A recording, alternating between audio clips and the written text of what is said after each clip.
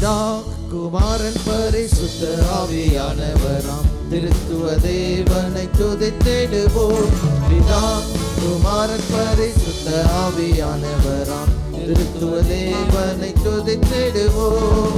நித்தியத்தின் மகிமை பிரகாசத்தில் சேரக்கூடாத ஒளிதனில், நித்தியத்தின் மகிமை பிரகாசத்தில் சேரக்கூடாத ஒளிதனில், மூன்றில் ஒன்றாய் ஜொலித்திடும் பரமபிதாவை சோதரிப்போம். மூன்றில் ஒன்றாய் ஜொலித்திடும் பரமபிதாவை சோதரிப்போம். பிதா குமாரன் பரிசுத்த ஆவியானவராம் திருத்துவ தேவனை துதித்திடுவோம். பிதா குமாரன் பரிசுத்த ஆவியானவராம் திருத்துவ தேவனை துதித்திடுவோம். வருகின்ற 22 மார்ச் 2026 ஞாயிறு மாலை 6:30 மணி அளவில் நமது ஒசனாட்டவர் திருச்சபையில் வைத்து இயேசு இன்றும் உயிரோடு இருக்கிறார் குடும்ப ஆசீர்வாத கூட்டம் நடைபெற உள்ளது. இதில் சிறப்பு செய்தியாளர் நமது போதகர் ஓ டேனியல் ஆஸ்பான் அவர்கள் உங்களுக்காக விடுதலையின் நற்செய்தியை அளித்து சிறப்பு பிரார்த்தனை ஏறெடுப்பார்கள். ஒசனாட்டவர் யூடியூப் சேனலில் நேரடியாக ஒளிபரப்பப்படும். உங்கள் யாவரையும் அன்புடன் அழைக்கின்றோம். கர்த்தர் தாமே உங்களை ஆசீர்வதிப்பாராக. ஆமென். சங்கீதம் 46வது அதிகாரம். இந்த முழு அதிகாரத்தை நம்ம படிக்க இருக்கிறோம். தேவன் நமக்கு அடைக்கலமும் பலனும் ஆபத்து காலத்தில் அனுகூலமான துணைமானவர். மலைகள் நடுச்சமுத்திரத்தில் சாய்ந்து போனாலும் அதன் ஜலங்கள் கொந்தளித்து பொங்கி அதன் பெருக்கினால் பர்வதங்கள் அதிர்ந்தாலும் நாம் பயப்படுவோம். ஒரு நதி உண்டு, அதன் நீர்க்கால்கள் தேவனுடைய நகரத்தையும் உன்னதமானவர் வாசம் பண்ணும் பரிசுத்த தலத்தையும் சந்தோஷிப்பிக்கும். தேவன் அதன் நடுவில் இருக்கிறார், அது அசையாது. அதிகாலமே தேவன் அதற்கு சகாயம் பண்ணுவார். ஜாதிகள் கொந்தளித்து ராஜ்யங்கள் தத்தளித்தது. அவர் தமது சத்தத்தை முழங்க பண்ணினார், பூமி உருகி போயிற்று. சேனைகளின் கர்த்தர் நம்மோடு இருக்கிறார், யாக்கோபின் தேவன் நமக்கு உயர்ந்த அடைக்கலமானவர். பூமியிலே பாழ்கடிப்புகள் நடப்பிக்கிற கர்த்தருடைய செய்கைகளை வந்து பாருங்கள். அவர் பூமியின் கடைமுனை மட்டும் யுத்தங்களை ஓய பண்ணுகிறார். வில்லை ஒடித்து ஈட்டியை முறிக்கிறார், ரதங்களை நெருப்பினால் சுட்டெரிக்கிறார். நீங்கள் அமர்ந்திருந்து நானே தேவன் என்று அறிந்து கொள்ளுங்கள். ஜாதிகளுக்குள்ளே உயர்ந்திருப்பேன், பூமியிலே உயர்ந்திருப்பேன். சேனைகளின் கர்த்தர் நம்மோடு இருக்கிறார், யாக்கோபின் தேவன் நமக்கு உயர்ந்த அடைக்கலமானவர். இது எந்த சூழ்நிலையில் இந்த சங்கீதம் எழுதப்பட்டது என்று போடப்படவில்லை. கோராகின் புத்திரர்கள் ராக தலைவனுக்கு ஒப்புவிக்கப்பட்ட பாட்டு என்று எழுதியிருக்கேன். ஒரு நிர்பந்தமான சூழ்நிலையில ஒரு யுத்த களத்தின் மத்தியில தான் இது எழுதப்பட்டிருக்கும் என்பதில் எந்த விதமான சந்தேகம் இல்லை. ஏன்னா எடுத்த உடனே தேவன் நமக்கு அடைக்கலம் பலனும் ஆபத்து காலத்துல அனுகூலமான துணைமா. தேவ ஜனங்களுக்கு இன்னைக்கு அனுகூலமான துணை வேற யாருமே இல்லை. அல்லேலூயா, தேவனாகிய கர்த்தர் தான். பார்க்கும் பொழுது பல தேசங்களுக்கு இன்னைக்கு தாக்குதல்கள் நடந்து கொண்டிருக்கிறது. இந்த தரப்புக்கும் அந்த பக்கம் பேசுறதுக்காக வரவில்லை. ஆனாலும் யுத்தம் நின்று ஒரு சமாதானம் மறுபடியும் திரும்ப வேண்டும். ஏன்னா எங்கேயோ நடக்குன்னு நினைத்து கொண்டிருந்தோம். இப்போ இன்னைக்கு நம்ம இந்திய தேசத்துல பாதிப்பு உண்டாகிறது. நம்ம தேசத்துக்கே இப்படி இருக்கும் பொழுது பொருளாதாரத்தில் நலிந்து போய் இருக்கிற நம்மை சுற்றி இருக்கிற அண்டை நாடுகள் நிலைமைகள்லாம் சற்று யோசித்து பாருங்க. ஒரு பெட்ரோல், எல்பிஜி இதெல்லாம் குறைந்து போகிற நேரத்தில் நிறைய உணவுக்கு தட்டுப்பாடு வரக்கூடிய சூழ்நிலை அடுத்து என்ன நடக்க போகும் என்று ஜனங்கள் பயப்படக்கூடிய சூழ்நிலை வந்திருக்கிறது. இது ஒரு பக்கம் இப்படி இருக்க, ஒவ்வொரு நாள் யுத்தம் அதிகரித்து கொண்டுதான் இருக்கிறத ஒழிய குறையிறதுக்கு வழியே இல்லை. ஆனால் இன்னைக்கு இதன் மத்தியிலும் தேவன் நமக்கு அடைக்கலமும் பலனும் ஆபத்து காலத்தில் அனுகூலமான துணையுமா இருக்கிறார். இந்த சூழ்நிலையில் தேவ ஜனங்கள் அடுத்த வசனத்தில் 2-3 வசனத்தை நீங்கள் படித்து பார்க்கும்போது, ஆகையால் பூமி நிலை மாறினாலும் மலைகள் நடுச்சமத்தில் சாய்ந்து போனாலும் அதன் ஜலங்கள் கொந்தளித்து பொங்கியதன் பெருக்கினால் பர்வதங்கள் அதிர்ந்தாலும் பயப்பட வேண்டிய அவசியம் இல்லை. அதுக்கு காரணம் என்ன? அல்லேலூயா, ஒரு நதி உண்டு, அதன் நீர்க்கால்கள் தேவனுடைய நகரத்தை உன்னதமானவர் வாசம் பண்ணும் பரிசுத்த ஸ்தலத்தையும் சந்தோஷிப்பிக்கும். தேவன் அதன் நடுவில் இருக்கிறார். நம்ம நடுவில் தேவன் இருக்கும் பொழுது என்ன குழப்பங்கள், போராட்டங்கள், பிரச்சனைகள் எழும்பினாலும், இது உலகில் அளவில் எழும்பி இருக்கிற ஒரு யுத்தம் போல இருந்தாலும், இன்றைக்கி எல்லா ஊர்களில் தேசங்களில் எத்தனையோ கலவரங்கள் நடந்து கொண்டிருக்கிறது. குடும்பங்களுக்குள் நடக்கிற போராட்டங்கள் அது வெளியே சொல்லவே முடியாது. கருத்து வேறுபாடுகள், பிரிவினைகள், கசப்புகள், குடும்ப வாழ்க்கைக்கும் தேவ ஜனங்களுடைய ஒற்றுமை ஐக்கியத்துக்கும் சமாதானத்துக்கும் விரோதமாய் போராடுகிற எல்லா பிசாசின் தந்திர ஆலோசனைகள் எதுவாக இருந்தாலும் ஜெயிக்கிற தேவன் நம்மோடு கூட இருக்கிறார். ஜாதிகள் கொந்தளித்து, ராஜ்யங்கள் தத்தளித்து, இன்னைக்கு தத்தளித்து கொண்டிருக்கிறாங்க. கொந்தளித்து எழும்பினவர்கள் இன்னைக்கு எப்படி முடிக்கன்னு தத்தளித்து கொண்டிருக்கிற ஒரு நிலைமை உலகத்தில் பார்க்கிறோம். இதில் ஒரே ஒரு தேர்வு தான் வர முடியும். ஆண்டவர் அவருடைய மிகுந்த வல்லமையோடு கூட இறங்க வேண்டும். இன்னைக்கு உங்கள் மத்தியில் பாருங்கள், யுத்தங்களை நிறுத்துகிறவராக இந்த அதிகாரத்தில் ஆண்டவர் வெளிப்படுகிறதை பார்க்கலாம். தொடர்ந்து நீங்கள் பார்க்கும் பொழுது 2 முறை சேனைகளின் கர்த்தர் நம்மோடு இருக்கிறார், யாக்கோபின் தேவன் நமக்கு உயர்ந்த அடைக்கமாலும் என்று சொல்லியிருக்கு. ஆனால் நம்ம செய்தியின் தலைப்பு 9, 10 வசனங்களை தான் இன்னைக்கு நம்ம செய்தியின் தலைப்பாக வைத்து நம்ம படிக்க இருக்கிறோம். அவர் பூமியின் கடைமுனை மட்டும் என்ன செய்கிறவராம்? யுத்தங்களை ஓய பண்ணுகிற தேவன். வில்லை ஒடித்து ஈட்டியை முறிக்கிறார், ரதங்களை நெருப்பினார். என்ன போராயுதங்கள் எதுவாக இருந்தாலும் அது பற்றி பிரச்சனை கிடையாது. அந்த நாட்களில் வில்லு, ஈட்டி, ரதங்கள் இதுதான் போர் படைகள் பயன்படுத்தின வாகனங்கள், போராயுதங்கள். எல்லாத்தையும் ஆண்டவர் ஒடித்து நொறுக்கி நெருப்பில் சுட்டெரித்து, அல்லேலூயா, ஆண்டவர் யுத்தத்தை ஓய பண்ண இன்னைக்கு வல்லவராக இருக்கிறார். தேவன் இறங்கினால் யுத்தம் ஓய்ந்துவிடும். ஆண்டவர் வேதத்தில் பார்க்கும் பொழுது பல விதமாக யுத்தத்தை நிறுத்தியிருக்கிறார். யுத்தங்களை ஆண்டவர் நிறுத்துறது எப்படி நிறுத்தியிருக்கிறார் பார்த்தீங்கன்னாக்கா, தேவ ஜனங்களுக்கு விரோதமாய் வந்த போராட்டங்களே அடிப்படையாக வைத்து இன்னைக்கு உங்கள் மத்தியில் பேசுகிறேன். ஆண்டவர் யுத்தத்தை நிறுத்துவதற்கு பயன்படுத்தின விதங்கள் முதலாவது பார்க்கும் பொழுது யாத்ராமத்தின் புஸ்தகம் 12வது அதிகாரம் 12வது வசனத்தை நீங்கள் பார்த்தீங்கன்னா, அந்த ராத்திரியிலே நான் எகிப்து தேசம் எங்கும் எகிப்து தேசம் எங்கும் கடந்து போய் எகிப்து தேசத்தில் உள்ள மனிதர் முதல் மிருக ஜீவன்கள் வரைக்கும் முதற் பேராயிருக்கிறவர்களை எல்லாம் அதம் பண்ணி எகிப்து தேவர்களின் மேல் நீதியை செலுத்துவேன். ஏன்னா பாருங்க, இது பார்க்கும் பொழுது டைரக்ட் ஃபைட் இல்லைனாலும் இஸ்ரவேல் ஜனங்களை போக விட மாட்டேன் என்று சொல்லி பார்வோன் ரொம்ப முரண்டு பண்ணிக்கிட்டு இருந்தார். அந்த நேரத்தில் வெளியே வர்றதுக்கு வாய்ப்பே இல்லை, இந்த யுத்தம் நின்று போவதற்கும் வாய்ப்பு இல்லை. ஒவ்வொரு வாதை வருகிறது, தேசம் அழிக்கப்படுகிறது. ஆனாலும் அவர் கல்மனம் கரையவே இல்லை. ஆனால் அந்த நேரத்தில் பாருங்கள், ஆண்டவர் கடந்து போனார். அந்த வார்த்தை எனக்கு ரொம்ப பிடித்திருக்கு. நான் எகிப்து தேசத்தில் அந்த ராத்திரியிலே நான் எகிப்து தேசம் எங்கும் கடந்து, நமக்கு விரோதமாய் இருக்கிற போரிலே கூட ஆண்டவர் கடந்து வரணும். தேவ பிரசன்னம் வந்தால் அந்த யுத்தம், அந்த ராத்திரியில் பாருங்க, அந்த அந்த எகிப்தின் ராஜாவின் மீது, அவனுடைய ஜனங்கள் மீது, அவனுடைய மிருகங்கள் மீது ஒரு பெரிய நியாய தீர்ப்பை கொடுத்து தலைச்சன்கள் அழிக்கப்பட்ட அந்த ஒரு வினாடியில் இஸ்ரவேல் ஜனங்களுக்கு ஆண்டவர் நிரந்தரமான ஒரு வெற்றியை கொடுத்தார். இன்னைக்கு பல போராட்டத்தோடு இந்த இடத்துல நம்ம உலகளாவிய யுத்தங்களுக்காக ஜெபிக்கிற ஒரு பக்கம் இருக்க, நமக்கு எல்லாருக்கும் அது ஒரு பக்கம் இருந்தால், நம்ம வாழ்க்கையில் இருக்கிற போராட்டங்கள், யுத்தங்கள், குழப்பங்கள், இதை என்ன செய்யன்னு தெரியாத சில பிரச்சனை, எப்படி வெளியே வரன்னு தெரியாத போராட்டங்கள், இது எல்லாத்துலேயும் மத்தியில் ஆண்டுடைய கரம் நம்மத்துக்கு இறங்கி கிரியை செய்யணும். ஆண்டுடைய பிரசன்னம் மத்தியில் இறங்கணும். எகிப்தில் இப்படி தான் ஆண்டவர் விடுதலை கொடுத்தார். இறங்கி போனார். அன்று ராத்திரியே ஒரு யுத்தம் முற்றிலுமாக முடிந்து விட்டது. ஆண்டவர் இறங்கிட்டார்னா அந்த நைட்டோடு யுத்தம் நின்று விட்டது. அடுத்து நீங்கள் பார்க்கும் பொழுது ரொம்ப அற்புதமான ஒரு விதம் ஆண்டவர் பயன்படுத்துகிறார். கானான் தேசத்தில் போய் பிடிக்க போகிறார்கள். யோசுவா அவனுடைய சேனையும், யோசுவா 10வது அதிகாரத்தில் 11வது வசனத்தை நீங்கள் எடுத்து வாசித்தால், கர்த்தர் பார்க்கும் பொழுது அவர்களுக்கு விரோதமாக இருந்த அந்த 5 ராஜாக்களை அவர் மடங்கடித்து ஓடுகிறார்கள்.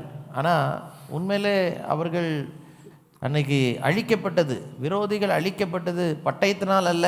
11வது வசனத்தை நீங்கள் பார்க்கும் பொழுது, அவர் பெத்தரோனிலிருந்து இறங்குகிற வழியிலே இஸ்ரவேலுக்கு முன்பாக ஓடி போகையில் அசைக்கா மட்டும் ஓடுகிற அவர்கள் மேல் கர்த்தர் வானத்திலிருந்து என்ன பண்ணினாராம்? பெரிய கற்களை. இயற்கைக்கு அப்பாற்பட்ட சில அற்புதங்கள் நடக்க வேண்டும். இன்னைக்கு யுத்தம் நிற்க வேணும்னா என்ன செய்யணும்? இயற்கைக்கு அப்பாற்பட்ட சில அதிசயங்கள், பெரிய கற்கள், hallelujah, hail stones, large hail stones. இஸ்ரவேல் புத்திரர் பட்டயத்தால் கொன்றவர்களை பார்க்கிலும் கல்மழையினால் செத்தவர்கள் அதிகமாயிருந்தார்கள். இதுதான் பாருங்க, யுத்தம் ஓய்கிறதுக்கு ஆண்டவர் சில இயற்கைக்கு அப்பாற்பட்ட அதிசயங்களை செய்யணும். இன்னைக்கு முதல்ல எகிப்தில் இறங்கின உடனே ஜனங்கள் விடுவிக்கப்பட்டார். ரிசல்ட் என்ன? யுத்தத்தின் முடிவில் ஒவ்வொரு இதுலையும் ஒரு ரிசல்ட் இருக்குது. என்ன ரிசல்ட்டு? ஜனங்க விடுவிக்கப்பட்டார்கள். ஆண்டவர் இறங்கி ஒரு விடுதலை கண்டிப்பாக நமக்கு இன்றைக்கி வர வேண்டும். ரெண்டாவது, இயற்கைக்கு அப்பாற்பட்ட ஒரு அடையாளம் வானத்திலிருந்து தோன்றுகிறது. கல்மழை எல்லார் மேலே ஓடுகிற எல்லார் மேலே விழுகிறது. எதிராளிகள் முற்றிலுமாக முறியடிக்கப்படுகிறார்கள். கர்த்தர் இயற்கைக்கு அப்பாற்பட்ட ஒரு அதிசயத்தை கொண்டு வந்து அல்லேலூயா யுத்தங்களை நிறுத்த வல்லவராயிருக்கிறார். அடுத்து அநேக இடங்களில் இந்த மூன்றாவது முறையை கர்த்தர் பயன்படுத்தி இருக்கிறார். நியாயாதிபதிகள் 7வது அதிகாரத்தை நீங்கள் வாசிக்கும் பொழுது, கிதியோனின் நாட்களிலே அவங்க ஒன்றுமே செய்யலை. அங்கே அதாவது மண்பானைகளில் தீவெட்டியை உள்ளே வச்சு தீவெட்டியை தூக்கிக்கிட்டு அந்த மண்பானை உடைத்து கர்த்தரின் பட்டயம் கிடியோனின் பட்டயம் என்று சொல்லி அங்கே அவர்கள் கத்தின பொழுது 7வது அதிகாரம் 20 22 வசனங்களை வாசிங்க. 3 படைகளின் மனுஷரும் எக்காலங்களை ஊதி பானைகளை உடைத்து தீவட்டிகளை தங்கள் இடது கைகளிலும் ஊதும் எக்காலங்களை தங்கள் வலது கைகளிலும் பிடித்துக்கொண்டு கர்த்தருடைய பட்டயம் கிதியோனுடைய பட்டயம் என்று சத்தமிட்டு பாளையத்தை சுற்றிலும் அவரவர் தங்கள் நிலையிலே நின்றார்கள். அப்பொழுது பாளையத்தில் இருந்தவர்கள் எல்லாரும் சிதறி கூக்குரலிட்டு ஓடி போனார்கள். 300 பேரும் எக்காலங்களையும் ஊதுகையில் கர்த்தர் பாளையமெங்கும் ஒருவர் பட்டயத்தை ஒருவருக்கு விரோதமாக இது ஒரு விதம். ஆண்டவர் யுத்தத்தை எப்படி ஓய பண்றாரு? எதிராளிகள் பட்டயம் ஒருவருக்கு ஒருவர் பட்டயத்தை அவங்களே இவங்க போய் வெட்டுறதுக்கு முன்னால் அவங்களே வெட்டிக்கிட்டு முடிஞ்சு போயிடுச்சு. 2 நாளாகும் 20வது அதிகாரத்தில் கூட நீங்கள் பார்க்கும் பொழுது யோசபாத்தின் நாட்களில் இப்படி தான் ஆண்டவர் ஜெயத்தை கொடுத்தார். 2 நாளாகவும் 20வது அதிகாரத்தை படித்தால் 22வது வசனத்தில் அவர்கள் பாடி துதி செய்ய தொடங்கின போது யூதாவுக்கு விரோதமாய் வந்து பதிவிருந்த அம்மோன் புத்திரரையும் மோவாப் புத்திரரையும் சேயீர் மலை தேசத்தாரையும் ஒருவருக்கு விரோதமாய் ஒருவரை கர்த்தர் எழும்ப பண்ணினதனால் அவர்களை வெட்டுண்டு விழுந்தார்கள். இப்படிதான் ஆண்டவர் எதிராளிகள் ஒருவருக்கு ஒருவர் விரோதமாக அவங்களே வந்து எழும்பி நின்று தேவ ஜனங்கள் ஒன்றுமே செய்யலை. ஆண்டவர் தான் ஜெயத்தை கொண்டு வந்தார். இன்றைக்கி நல்லா புரிந்து கொள்ளுங்க, நம்ம எழும்பி நின்று சில நேரம் யுத்தத்துக்கு போகிறதுனால தான் பல போராட்டங்கள் பிரச்சனை நிற்க மாட்டேங்க. நாம தெரிஞ்சு எடுத்து சிலர் லீகலாக யுத்தம் பண்ணலான்னு போகிறாங்க, சிலர் போலீஸை தேடி போகிறாங்க, சிலர் தங்களுக்கு தெரிஞ்ச விதமாக அடாவடியாக இறங்குறாங்க. வாயின் வார்த்தைகளினாலும் அகங்காரமான பெருமையான செயல்களினாலும் இன்றைக்கி யுத்தத்தை நம்ம கையில் எடுக்கும் பொழுது தான் இன்றைக்கி யுத்தம் கைமீறி போய்விடுகிறது. இன்றைக்கி எந்த நிலைமையில் இங்கே வந்திருக்கிறீங்களோ ஆண்டவரை நம்ம நோக்கி பார்த்து ஜெபிக்கும் பொழுது நமக்கு விரோதமாக இருக்கிற எதிராளிகளை தங்களுக்கு ஒருவருக்கு ஒருவர் அவர்களே வெட்டி முடிஞ்சு போகக்கூடிய அளவுக்கு ஆண்டவர் செய்வார். போய் அது 2 நாளாகும் 20 பார்த்தீங்கன்னா போய் பார்க்கும் பொழுது எல்லாம் செத்த பிணங்களாக இருக்கிறாங்க.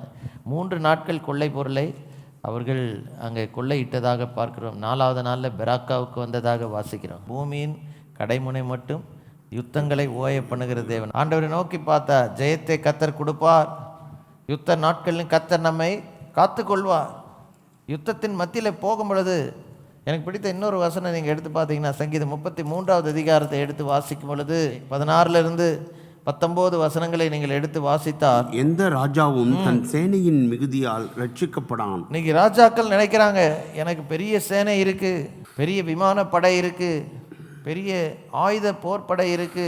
இன்னைக்கு பார்க்கும் பொழுது என்னென்னமோ வச்சிருக்கிறாங்க, ஏவுகணைகள் அது இதுன்னு வச்சு நம்மளை வியாபாரமே தொட முடியாதுன்னு நினைக்கிறேன். எதிர்பாராத அளவுக்கு இன்னைக்கு அழிவுகள் அல்லேலூயா வந்து தப்ப முடியாத நிலைமையில இன்னைக்கு பெரிய பெரிய ராஜாக்கள்லாம் உட்காந்துக்கிட்டு இருக்கிறாங்க. சௌரைவானும் தன் பலத்தின் மிகுதினால் என்ன செய்ய மாட்டானா, ரட்சிக்கிறதுக்கு குதிரை விருதா, அது தன் மிகுந்த வீரியத்தால் தப்புவியாது. அதை சொல்லிவிட்டு தமக்கு பயந்து தமது கிருபைக்கு காத்திருக்கிறவர்களின் ஆத்மாக்களை மரணத்துக்கு விலக்கி விடுவிக்கவும் பஞ்சத்தில் அவர்களை எப்படி காக்கவும் உயிரோட காக்கவும் கர்த்தருடைய கண்கள் அவர்கள் மேல் நோக்கமாக இருக்கிறது. இன்னைக்கு அவருடைய கண் நம்ம மேல நோக்கமாக இருக்குங்க. அவர் பார்த்துக்கிட்டு இருக்கார் மேல இருந்து. பயப்படாதீங்க, யுத்த நாட்கள்ல உயிரோடு காப்பார். அல்லேலூயா.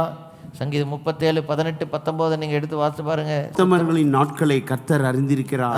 அவர்கள் சுதந்திரம் என்றென்றைக்கும் இருக்கும். அவர்கள் ஆபத்து காலத்திலே வெட்கப்பட்டு போகாதிருந்து பஞ்ச காலத்திலே எப்படி இருப்பாங்க?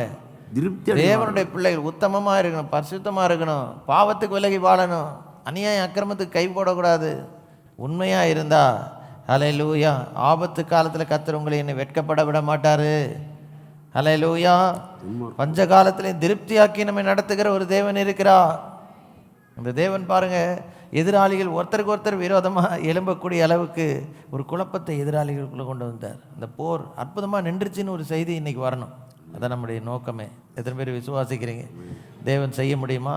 ஒரே ராத்திரியில் 430 வருஷ அடிமைத்தனத்தை முடிவுபடுத்தினார். 1 சாமுவேல் 7வது அதிகாரத்தில் ஒரு யுத்தம் நடக்கு. அங்கே இஸ்ரவேல் ஜனங்களுக்கு எப்படி யுத்தத்தை முடித்து கொடுக்குறாருன்னு பார்த்தீங்கன்னா, பெலிஸ்தருக்கு விரோதமாக யுத்தம் நடக்கிறது. 1 சாமுவேல் 7வது அதிகாரம் 10வது வசனத்தை எடுத்து வாசித்து பாருங்க. சாமுவேல் சர்வாங்க தகன பலியை செலுத்துகையில் பெலிஸ்தர் இஸ்ரவேலின் மேல் யுத்தம் பண்ண நெருங்கினார்கள். அப்ப கர்த்தர் என்ன செய்கிறார்? கர்த்தர் மகா பெரிய இடி முழக்கங்களை பெலிஸ்தர் மேல் அந்நாளிலே முழங்க பண்ணி அவர்களை கலங்கடித்ததினால் அவர்கள் இஸ்ரவேலுக்கு முன்பாக பட்டு விழுந்தார்கள். இன்னைக்கு பாருங்க, மகா பெரிய இடி முழக்கங்கள் கேட்கப்பட வேண்டும். இன்னைக்கு இல்லைனாக்கா இந்த யுத்தம் நிற்காதுங்க. லேசான காரியம் இல்லை. உலக மகா யுத்தத்தை நோக்கி போய் கொண்டிருக்கு. World War III வருவதற்கு வாய்ப்பு இருக்குன்னு எல்லாருமே இன்னைக்கு பயப்படக்கூடிய நிலைமை இன்னைக்கு உலகத்தை தாக்கி கொண்டிருக்கிறது. தேசங்கள்லாம் ஒரு பக்கம் இன்னொரு பக்கம் சேர்ந்துக்கிட்டு இருக்கிறாங்க. தேவ ஜனங்கள் ஊக்கமாக ஜெபிக்கணும். இன்னும் ரட்சிக்கப்படாத ஆயிரங்கள் லட்சங்கள் இருக்கிறப்ப உலகத்துக்கு இன்னும் முடிவு வருவது கொஞ்சம் நாட்கள் ஆண்டவர் கூட்டி தர முடியாது. நம்ம ஜெபிக்கணும். நம்ம நாட்களில் இது வரைக்கும் கண்டிராத ஒரு மாபெரும் எழுப்புதலை நம்ம பார்த்தே ஆக வேண்டும். இன்னைக்கு நடந்து கொண்டிருக்கிற இந்த எல்லா குழப்பங்களை கர்த்தர் நிறுத்தி தர வேண்டும். பரலோகத்திலேருந்து ஆண்டவர் இடி முழக்கத்தை கேட்க பண்ணினாராம். 5வதாக பார்த்தீங்கன்னாக்கா, ஹல்லேலூயா, 2 ராஜாக்கள் 7வது அதிகாரத்தில் 4 குஷ்டரோகிகள் எழும்பி நடந்து போகிறாங்க எதிராளியின் பாளையத்துக்குள்ளே. தைரியமாக கர்த்தரை நம்பி தான் போயிருப்பாங்கன்னு நினைக்கிறேன். அவங்க எடுத்து நடக்க ஆரம்பித்த உடனே 7வது அதிகாரம் 6வது வசனம், 2 ராஜாக்கள் 7:6, ஆண்டவர் சீரியரின் ராணுவத்துக்கு ரதங்களின் இரைச்சலையும் குதிரைகளின் இரைச்சலையும் கேட்க பண்ணினதினால் அவர்கள் ஒருவரை ஒருவர் நோக்கி, இதோ நம்மிடத்தில் போருக்கு வர இஸ்ரவேலின் ராஜா ஏத்தியரின் ராஜாக்களை எகிப்தியரின் ராஜாக்களையும் நமக்கு விரோதமாக கூலி பொருந்தினான் என்று சொல்லி இருட்டோடு எழுந்து என்ன செய்தார்கள்? ஓடி போயிட்டாங்க. ஏன்னா பாருங்க, சமாரியாவை சுற்றி ஒரு பெரிய பாளையம் முற்றுகை போட்டு, அல்லேலூயா, ஒருத்தரும் வெளியே போக முடியாது, உள்ளே வர முடியாது. இன்றைக்கும் பாருங்கள், கப்பல்கள் தாண்டி வர முடியாதபடிக்கு ஒரு முற்றுகை போடப்பட்டு யாருமே என்ன கப்பல் இதை தாண்டக்கூடாதுன்னு ஒரு ரூல் போட்டு வச்சுருக்கிறான். ஆண்டவர் அல்லேலூயா இறங்கினால் ஒரு மாற்றம் ஒரே ராத்திரியில் வர முடியும். இன்றைக்கி ஊக்கமாக நம்ம ஜெபிக்கணும். இந்த எல்லா போராட்டங்கள் நிறுத்த வேணும். சமாரியாவில் இதுக்கு முன்னால் பார்த்தீங்கன்னா சாப்பாட்டுக்கே வழி இல்லைங்க. ஆகாரம் இல்லை, பசி பட்டினி, ஜனங்கள் ஒருவர் தின்னக்கூடிய அளவுக்கு அங்கே கொடிய பஞ்சம். 2 ராஜாக்கள் 6வது அதிகாரத்தில் யுத்தத்தின் உச்சக்கட்டத்தில் பாருங்கள், இப்படிப்பட்ட ஒரு சூழ்நிலை ஆண்டவர் ஒரே நாளில், ஒரு நாள் ராத்திரியில் ஒரு மாற்றத்தை கொடுத்ததுனால அடுத்த நாள் போதுமான அளவுக்கு எல்லாருக்கும் ஆகாரம் கிடைத்தது. ஹல்லேலூயா. வித்தின் 1 டே நம்ம தேவன் இறங்கினால் நாளைக்கு நம்ம காலையில் எழுந்திரிச்சு பார்க்கும்போது எல்லாம் டோட்டலாக நின்றுச்சுன்ற செய்தி தேவனால் கொண்டு வர முடியும். ஹல்லேலூயா. இது இந்த யுத்தத்தில் மாத்திரம் இல்லைங்க, உங்கள் வாழ்க்கையின் பிரச்சனை எதுவாக இருந்தாலும், குடும்ப சூழ்நிலைகளாக இருக்கலாம், ஊழியங்களுக்கு விரோதமாக எழும்புகிற போராட்டங்களாக இருக்கலாம். இன்றைக்கி தேவ ஜனங்களுக்கு விரோதமாக எத்தனையோ போராட்டங்கள் தெரிந்து தெரியாமல் எழும்பி கொண்டு தான் இருக்கிறது. எதை பற்றி நீங்கள் வரி பண்ணாதீங்க. நம்ம ஆண்டவர் எழும்பினால் அவர் யுத்தங்களை ஓய பண்ணுகிற தேவன். ஹல்லேலூயா. அடுத்து பாருங்கள், 2 ராஜாக்கள் 19வது அதிகாரம் 35வது வசனத்தில் நீங்கள் எடுத்து வாசி பார்த்தீங்க. அந்த ராத்திரியில் சம்பவித்தது என்னவென்றால், கர்த்தருடைய தூதன் புறப்பட்டு அசிரியரின் பாளையத்தில் 1,85,000 பேரை சங்கரித்தான். ஒரே ஒரு தூதன். அந்த angel of the lord went out. 1 angel. Hallelujah. இன்னைக்கு அந்த 1 ஏஞ்சல் ஹல்லேலூயா ஆண்டவர் அனுப்பினால் இந்த எல்லா போர் படைகள் நீக்கப்பட்டு ஒரு நிரந்தரமான சமாதானத்தை கர்த்தர் கொண்டு வர வல்லவர். இதெல்லாம் பழைய ஏற்பாட்டில் நடந்ததுங்க. இனி வரப்போகிற ஒரு யுத்தம், 2 யுத்தம் நடக்க போது பாருங்கள். வெளிப்படுத்தின விசேஷம் 19வது அதிகாரத்தில் அங்கே இப்படியாக சொல்லப்பட்டிருக்கிறது. 20-21 வசனம். அப்பொழுது மிருகம் பிடிக்கப்பட்டது. மிருகத்தின் முன்பாக செய்த அற்புதங்களால் அதன் முத்திரையை தரித்தவர்களையும் அதன் சுரூபத்தை வணங்குகிறவர்களையும் மோசம் போக்கின கள்ள தீர்க்கதரிசியும் கூட பிடிக்கப்பட்டான். இருவரும் கந்தகம் எரிகிற அக்னி கடலிலே உயிரோடு தள்ளப்பட்டார்கள். இது பிசாசுக்கு அவனுடைய சேனைகளுக்கு விரோதமாக இருக்கிற யுத்தம், கடைசி யுத்தம், ஃபைனல் பேட்டிலுக்கு முந்தினது. அப்படி எப்படி பிடிக்கப்பட்டாங்கன்னு பார்த்தீங்கன்னா 21வது வசனத்தை படிக்கும்போது, மற்றவர்கள் குதிரையின் மேல் ஏறினவருடைய வாயிலிருந்து புறப்பட்ட பட்டயத்தினால், அவருடைய வார்த்தையினாலே, தேவனுடைய வார்த்தையினாலே யுத்தம் நிறுத்தப்பட வேண்டும். வாயிலிருந்து புறப்படுகிற பட்டயம் வேறு எதுவுமே இல்லைங்க. அவர் வாயிலிருந்து பிடி. நான் எப்பயுமே சொல்கிறது உண்டு, பிடி அப்படின்னு ஒரு வார்த்தை சொல்லிருப்பார், பிடிக்கப்பட்டிருப்பான். மேலே இருந்து என்ன சொல்லியிருப்பார், குதிரையிலேருந்து உட்கார்ந்து என்ன சொல்லியிருப்பார், பிடிக்கப்படுவதாக. அவ்வளோதான், முடிஞ்சு போச்சு.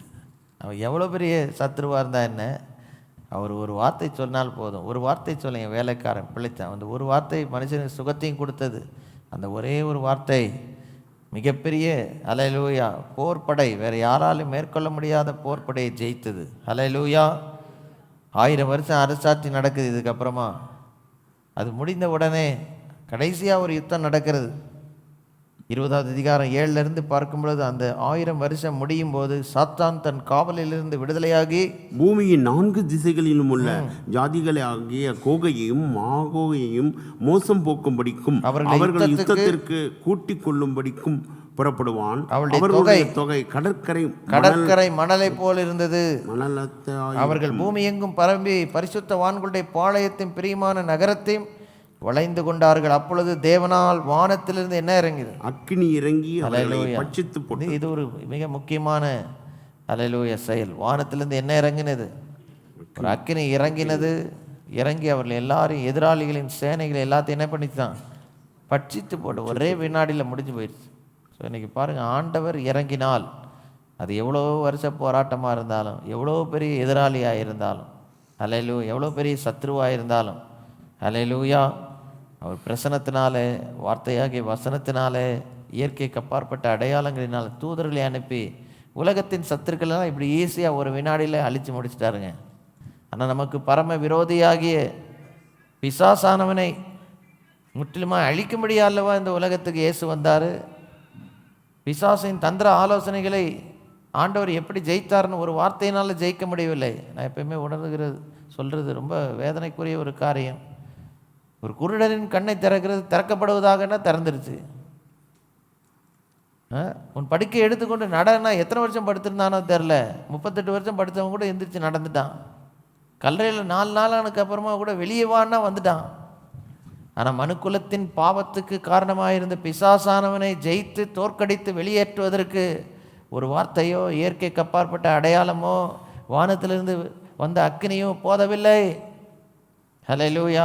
எபிரேயர் 2வது அதிகாரம் 14வது 15வது வசனத்தை நீங்கள் பார்க்கும் பொழுது, ஆதலால் பிள்ளைகள் மாம்சத்தையும் இரத்தத்தையும் உடையவர்களாயிருக்க அவரும் அவர்களைப் போல மாம்சத்தையும் இரத்தத்தையும் உடையவரானார். மரணத்துக்கு அதிகாரியாகிய பிசாசானவனை தமது மரணத்தினாலே அழிக்கும்படி. பாருங்க, இன்னைக்கு பாருங்க, பிசாசை அழிக்கிறதுக்கு ஒரு அடையாளத்தையோ, இல்லை என்றால் ஒரு என்ன சொல்றது, சத்தத்தையோ, இல்லைன்னா அக்கினியோ அனுப்பி பிசாசை அழிக்கலை, தானே மறிக்க வேண்டியதாயிடுச்சு.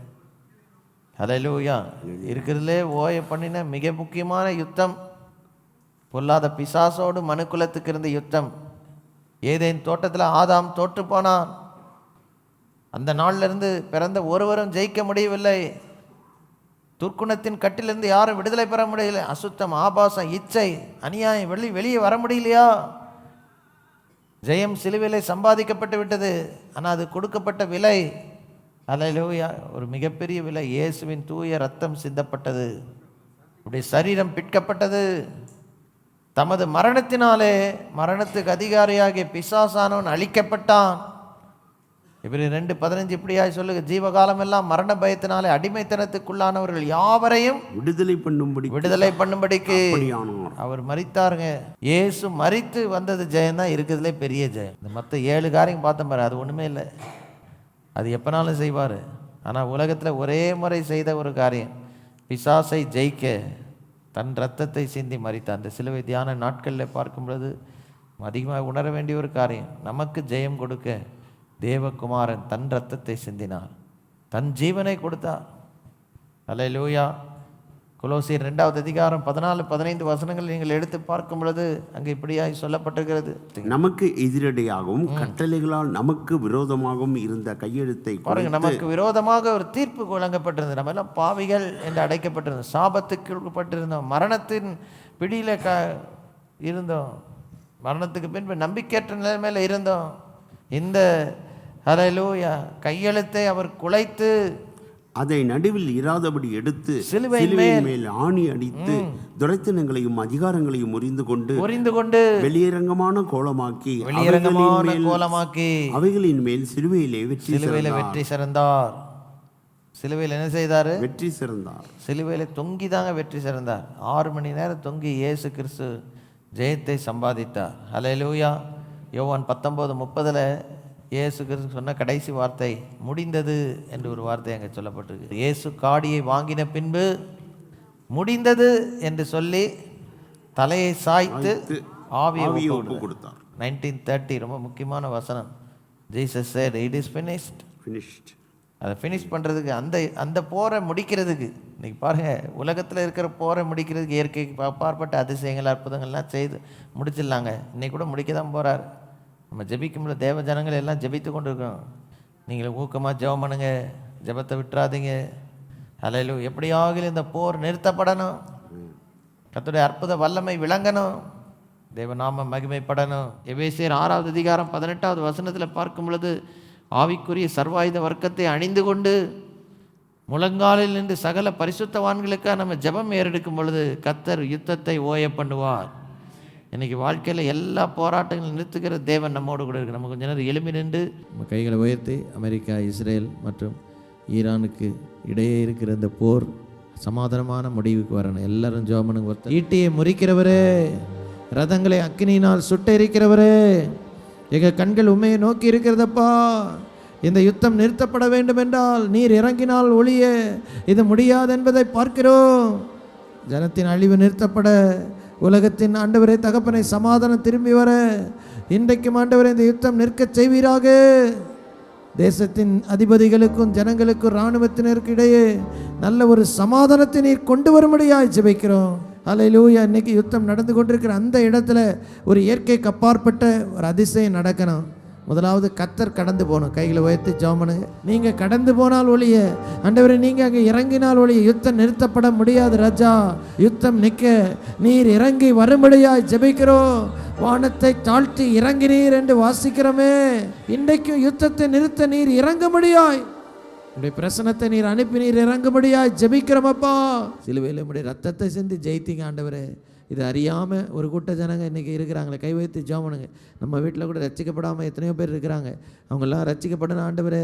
சத்தியத்தை அறிகிற அறிவுக்குள்ளாய் வரணும் ஆண்டவரே. தேவ ராஜ்யம் கட்டப்படணும், பிசாசின் ராஜ்யம் அழிக்கப்படணும் ஆண்டவரே. ஒரு மாபெரும் ஆத்ம அறுவடை எங்கள் நாட்களில் இந்த பகுதியில் உண்டாக செய்வீராக ஆண்டவரே. ஆசீர்வாதத்தை தார, எல்லா சாபக்கட்டுகள் முறியட்டும் ஆண்டவரே. தகப்பனை தந்திர ஆலோசனைகள் உடைக்கப்படட்டும், அடிமைத்தனத்தின் நுகங்கள்லாம் முறியட்டும். ஜனங்க விடுதலையாய் கர்த்தரிடத்தில் திரும்பட்டும். உடைய நாமத்தை நீரை மேம்படுத்த வேண்டுகிறோம். சாட்சி விளங்க செய்ய ஜெபிக்கிறோம். இயேசுவின் நாமத்தில் ஜெபிக்கிறோம் அருமை நல்ல பிதாவே, ஆமென்.